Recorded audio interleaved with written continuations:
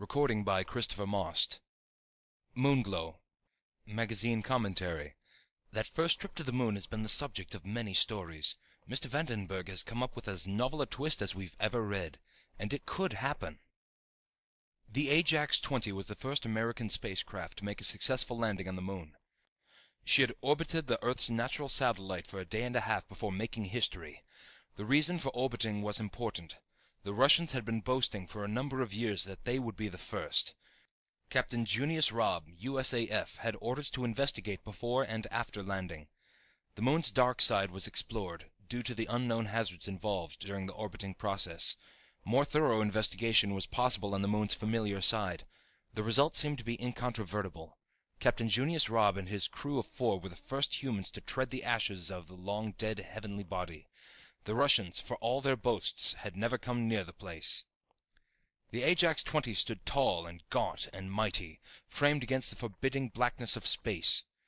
Captain Robb had maneuvered her down to the middle of an immense crater, which the crew came to nickname the Colosseum without seats. Robb had orders not to leave the ship. Consequently, the crew of 4 scrupulously chosen, well-integrated men split into 2 groups of 2. For 3 days they labored at gathering specimens, conducting countless tests, and piling up as much data as time and weight would allow. Captain Robb kept them well reminded of the weight problem attached to the return trip. Near the end of the 3rd day, Captain Robb contacted his far-flung crew members over helmet intercom. He ordered them back to the Ajax-20 for a briefing session. Soon the men entered the ship. They were hot, uncomfortable, and exhausted. Once back on Earth, they could testify that there was nothing romantic about a 35-pound pressure suit. Hampston, the rocket expert, summed it up. With that damn bulb over his skull, a man is helpless to remove a single bead of perspiration. He could easily develop into a raving maniac. Robb held his meeting in the control room. You have 8 hours to finish your work, gentlemen. We're blasting off at 0900. Beg your pardon, Captain, said Kingsley, the young man in charge of radio operation. But what about Washington? They haven't made contact yet, and I thought... I talked with Washington an hour ago. A modest cheer of approval went up from the crew members. Well, why didn't you say so before? Said Anderson, the first officer. Robb explained. It seems their equipment has been haywire for 2 days. They haven't been able to get through. How do you like that? Cracked Farnsworth, the astrogator. We're 240,000 miles off the Earth, and our equipment works fine. They have all the comforts of Earth down at headquarters, and they can't repair radio transmission for 2 days. The men laughed. Gentlemen, Robb continued, every radio and TV network in the country was hooked up to the chief's office in Washington. I not only talked to General Lovett, I spoke to the whole damn country. The men could not contain their excitement. The captain received a verbal pelting of stored-up questions. Did you get word to my family, Captain? Asked Kingsley. I hope you told them we're physically sound, Captain, said Farnsworth. I have a fiancée that'll never forgive me if anything happens to me. What's the reaction like around the country? Have the Russians had anything to say yet? I bet they're sore as hell. Do you think the army would mind if I handed my resignation? Kingsley's remark brought vigorous applause from the others. Captain Robb held up his hand for silence. Hold on! First of all, General Lovett has personally contacted relatives and told them we're all physically and mentally sound. Secondly, you'd better get set to receive the biggest damn welcome in history. The General says half the nation has invaded Florida for the occasion. Tell them we're not coming back, snapped Kingsley, until the Florida Tourist Bureau gives us a cut. Kingsley, the President has declared a national holiday. We'll all be able to write our own ticket. Yes, Anderson put in. To hell with the Florida Tourist Bureau. Captain Robb said, We'll be so sick of parades we'll wish we'd stayed in this godforsaken place. Not me, boasted Farnsworth. I'm ready for my parade in honor any old time. The sooner the better. Oh, and about the Russians, said Captain Robb, smiling. There's been nothing but a steady stream of no comment out of the Kremlin since we've landed here. Right now, said Hampston, it's probably high noon for every scientist behind the Iron Curtain.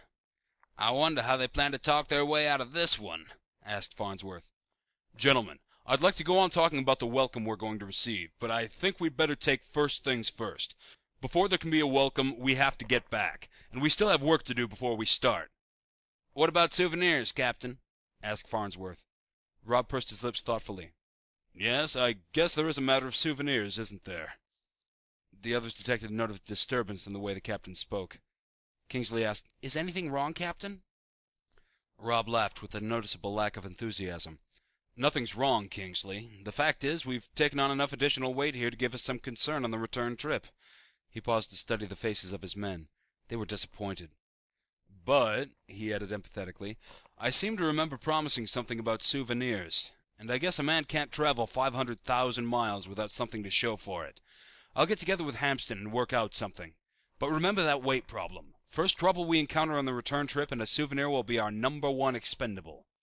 The crew was more than happy with Rob's compromise. Rob went into a huddle with Hampston, the rocket expert. When he emerged, he informed the crew that each man would be permitted one souvenir which must not exceed 2 pounds. He allowed them 4 hours to find whatever they wanted. The men got back into their pressure suits and left the ship.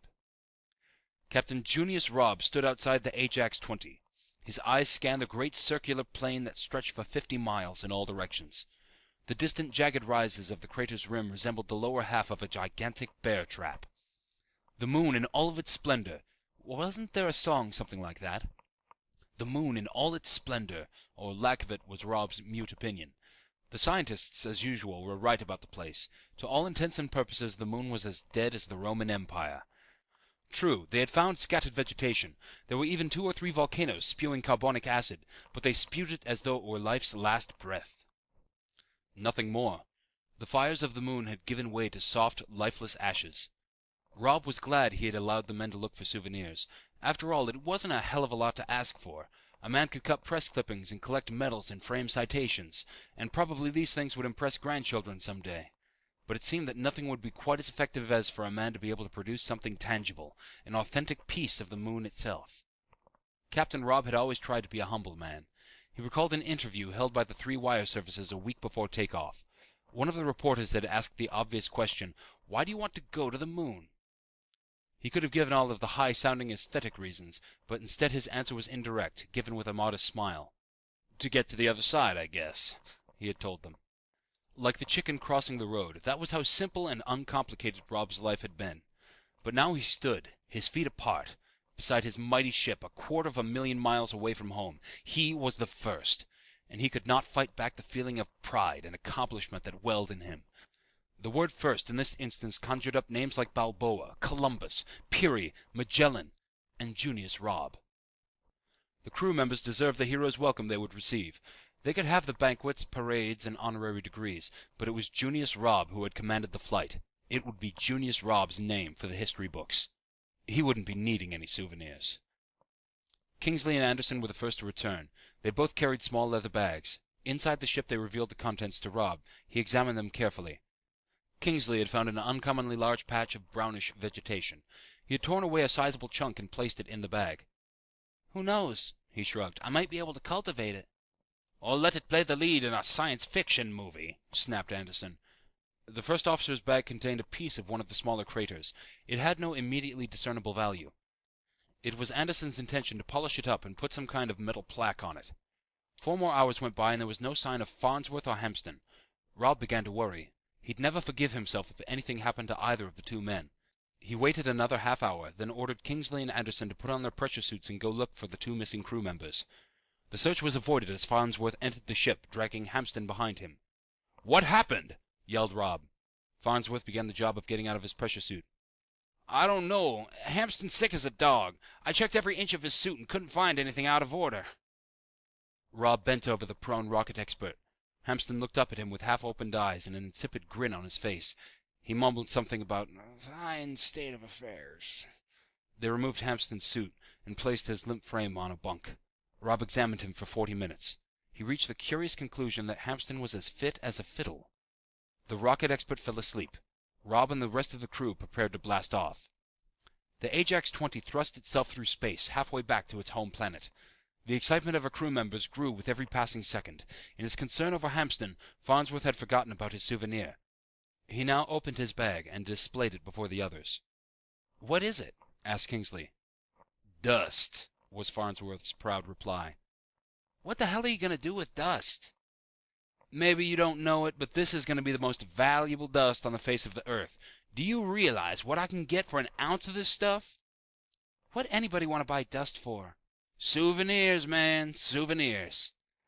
Farnsworth asked to see what Kingsley and Anderson had picked up. The 2 men obliged. For the next hour the 3 men and Rob discussed their mementos and their possible uses on Earth. Then Anderson said, I sure wouldn't turn down a gallon of good Kentucky whiskey right now. Rob laughed. We did enough sweating on the way. You wouldn't want to sweat out the trip back on a belly full of booze. That may be a better idea than you think it is, Captain.